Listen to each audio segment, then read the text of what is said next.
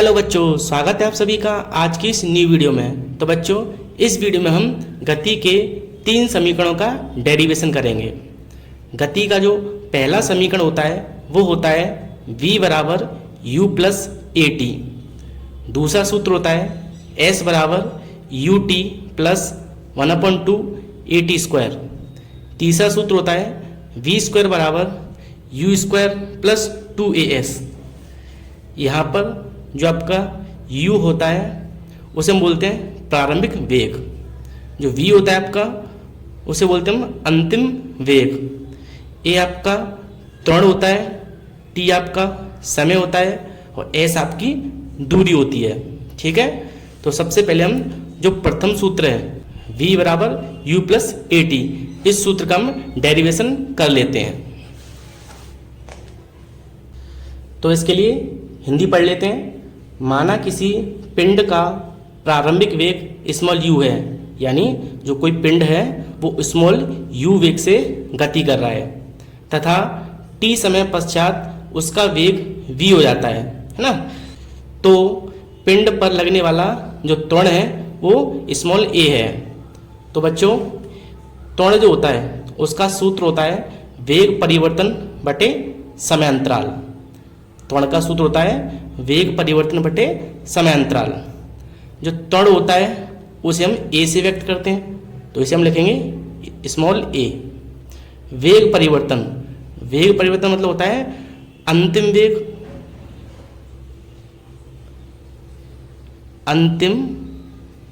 वेग माइनस प्रारंभिक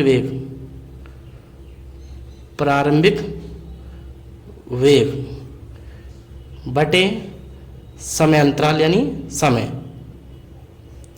वेग परिवर्तन मतलब वेग में कितना परिवर्तन हुआ।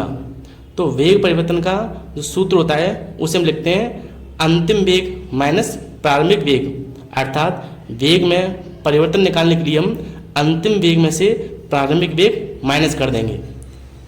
अब देखिए आगे, a बराबर अंतिम वेग, तो इसका जो अंतिम वेग है वो कितना है v, तो यहाँ लिख देंगे हम v माइनस ऐसे ही प्रारंभिक वेग, यानी प्रारंभ में कितना वेग था इसका, प्रारंभ में जो वेग था वो u था, तो यहाँ लिख देंगे इसकी जगह पर u बटे समय को हम स्मॉल t लिखते हैं। अब हम इसका क्रॉस मल्टीप्लाई करते हैं, तो देखिए एक मानकर इसका एक में करेंगे तो v माइनस u और इसका इसमें करेंगे तो ए टी। ठीक है, अब हम जो v है उसका सूत्र निकालें तो u इधर पहुंच जाएगा, तो इधर आके ये हो जाएगा प्लस का, तो u प्लस ए टी। ठीक है, तो हमें यही सूत्र का डेरिवेशन करना था। एक बार फिर से समझ लेते हैं। त्वरण का सूत्र होता है वेग परिवर्तन बटे समय। वेग में जो परिवर्तन है वो कैसे निकालते हैं, अंतिम वेग में से प्रारंभिक वेग को माइनस कर देते हैं बटे समय। अंतिम वेग क्या होता है स्मॉल v, प्रारंभिक वेग स्मॉल u डिवाइड बाई समय होता है आपका स्मॉल t। तो इसके बाद मैंने क्रॉस मल्टीप्लाई किया तो v माइनस u इधर आ गया और a का इसमें किया हमने तो ए टी, तो v बराबर ये इधर आके प्लस का हो गया v बराबर u प्लस ए टी, और यही हमारे गति के प्रथम समीकरण का सूत्र है। अब इसका सेकंड डेरिवेशन कर लेते हैं। तो बच्चों, जो आपका सेकंड सूत्र होता है गति का, जो दूसरा सूत्र होता है वो होता है s बराबर U T plus half A T square. तो हमें इस सूत्र को अब निकालना है। ठीक है, तो चलिए निकालते हैं। देखिए बच्चों, सबसे पहले हम लिख लेते हैं औसत वेग। जो आपका औसत वेग होता है जिसको हम एवरेज वेलोसिटी भी बोलते हैं। तो औसत वेग निकालने के लिए हम क्या करते हैं, जो इसका अंतिम वेग यानी v और जो प्रारंभिक वेग यानी u है इसे जोड़कर इसमें हम 2 से भाग देते हैं।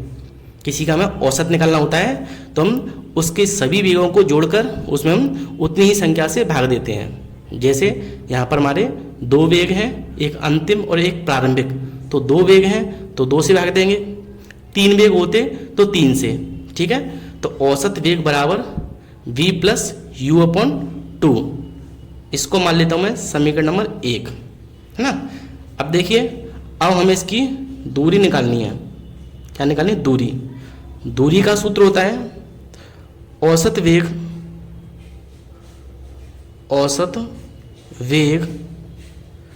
इनटू समय। दूरी का सूत्र मैंने क्यों लगाया? क्योंकि हमें s यानी दूरी का दूसरा डेरिवेशन करना है, तो इसमें पहले क्या लिखा हुआ है? s यानी दूरी, ठीक है। तो इसलिए मैंने दूरी का सूत्र लगा लिया। तो दूरी बराबर औसत वेग इनटू समय, ठीक है। ये आपकी निकल आई औसत दूरी। अब देखिए, दूरी को हम स्मॉल s लिखते हैं। औसत वेग आपका ये दिया हुआ है, तो यहाँ लिख देंगे हम v plus you upon 2 into समय को हम स्मॉल t लिखते हैं, ठीक है। आगे देखिए, s बराबर देखो v, और v का हमने अभी डेरिवेशन निकाला है। जो आपका v होता है वो होता है v बराबर u प्लस at। तो इस मान को मैं उधर रख देता हूँ। तो यहाँ पर जो आपका ये v है, जो आपको ये v दिया है, इसके ऊपर हम क्या लिख देंगे? u प्लस at, ठीक है। हमने क्या किया? इस v की जगह पर v का सूत्र रख दिया, प्लस u ऐसे ही अपॉन साथ में क्या इसके 2 इंटू t ऐसे ही, ठीक है। आगे देखिए, अब हम क्या करते हैं, ये आपका u दिया है, ये भी u है, तो u और u को जोड़ लेते हैं। तो कितना हो गया? 2u प्लस at ऐसे ही, और बटे में 2 इंटू t ऐसे ही। फिर से मैंने क्या किया, u और u जोड़कर कितना हो गया?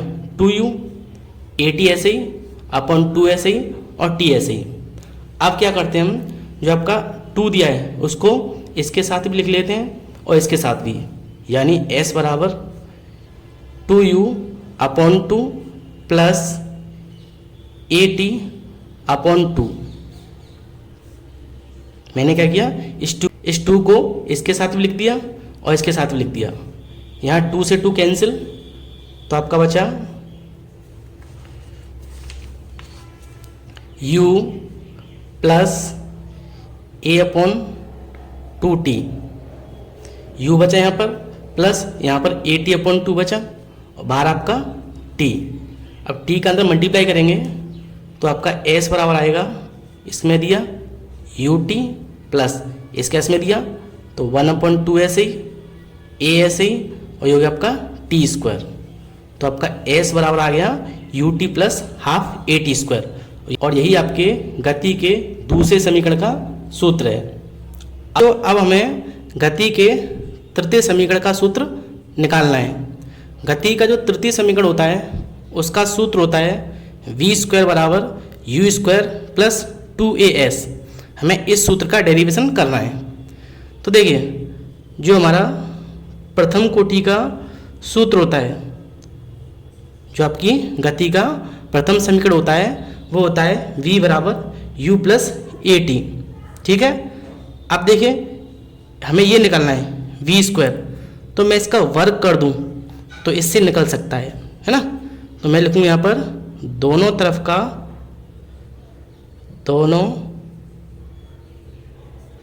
का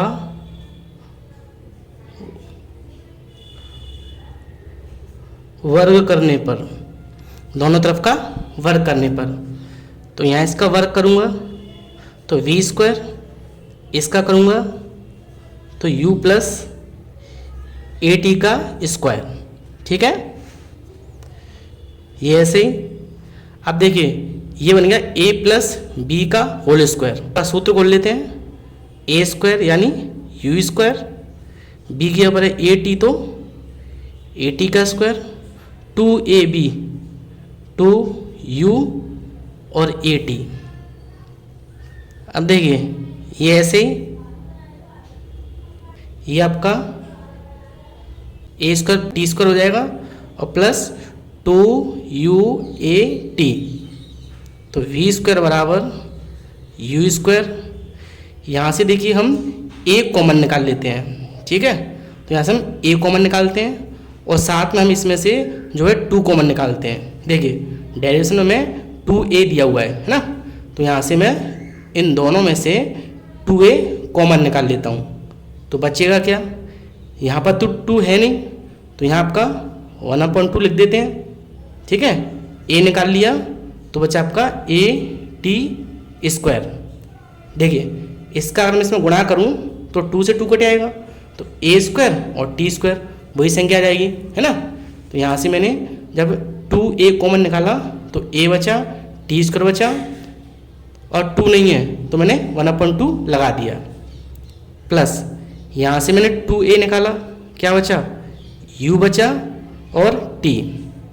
अब देखिए जो ये सूत्र है ut plus half AT square, ये सूत्र जो होता है वो आपका s का होता है, यानी जो हमने s बराबर ut प्लस हाफ AT सूत्र पढ़ा था ना, इस सूत्र से ये मैच कर रहा है। तो यहाँ पर इसके ऊपर क्या आ जाएगा, इसके ऊपर आपका s आ जाएगा, ठीक है। तो v स्क्वायर बराबर u स्क्वायर प्लस 2a और s। तो बच्चों ये बनी आपका गति के तृतीय समीकरण का सूत्र। तो आई होप बच्चों आपको आज का कॉन्सेप्ट अच्छे से क्लियर हुआ होगा। मेरा वीडियो कैसा लगा प्लीज़ लाइक करें, शेयर करें और कमेंट करें। और अगर आप चैनल पर नए हो तो प्लीज़ मेरे चैनल को सब्सक्राइब करें, क्योंकि केमिस्ट्री से रिलेटेड ऐसी वीडियो मैं लाता रहता हूँ।